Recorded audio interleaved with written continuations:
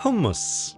At times, one of the most delicious snacks in the world. Unfortunately, way too often a dry and grainy experience that leaves you with a floury cotton mouth. But it doesn't have to be this way, because it is actually rather simple to make a creamy hummus, even if you don't have a fancy blender. The first step to an amazing hummus is letting the dried chickpeas soak overnight. After about 8 to 10 hours, they should have doubled in size and will be able to cook a lot quicker and more evenly. Drain your chickpeas and transfer them to a pot with plenty of water. Then you want to add a big tablespoon of baking soda. The baking soda will make the cooking water alkaline and make the tough shell that sits on every chickpea cook out completely, resulting in a much smoother hummus once we blend it. Our chickpeas now need to cook for at least an hour, and in the first 5 minutes a lot of foam will appear on the surface. This is quite nice to remove so that the pot doesn't overcook and you end up with starchy water all over your stove. It's important that the chickpeas cook out completely and the shells start to dissolve.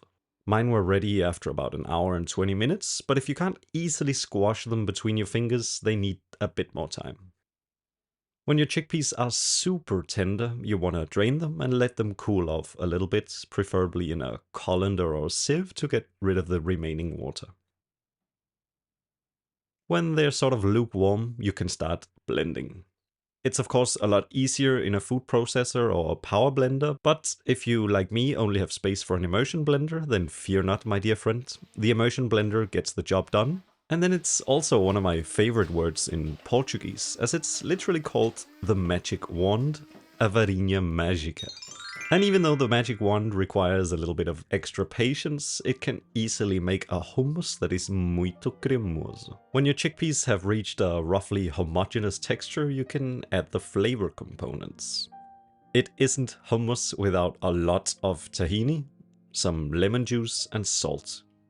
I personally also like to add garlic, but to avoid it being too sharp and dominant, I usually let some grated garlic sit in lemon juice for a few minutes. The acid from the lemon takes the edge off the sharp garlic flavor and leaves you with a more rounded garlic taste. Tahini will make the hummus a lot thicker, so we need to adjust the texture with some liquid at the end.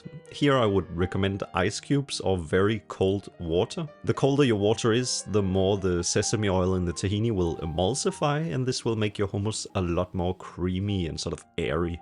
How thick or thin you want it is up to you, of course, but I personally think it should be smooth and soft, but thick enough that it doesn't sort of flow out and it will hold its shape. Sort of like this. If you had more patience with the blender, you could achieve an even smoother texture, but I'm actually quite satisfied after about 5 minutes of blending. And as you can see, it is quite creamy and spreadable. Always serve hummus with some good olive oil on top. It is really remarkable how this changes both the flavor and the texture. And personally, I also really like a little bit of sumac, just for the color and a little sour kick on top. And there we have it, hummus, quite easy, big value on the snack scale, either with hot pita or vegetable sticks or whatever you want to dip into it. And to all the people who have been liking and commenting recently, thank you so much. I really appreciate you, and it makes this feel like so much more fun. So, see you next week.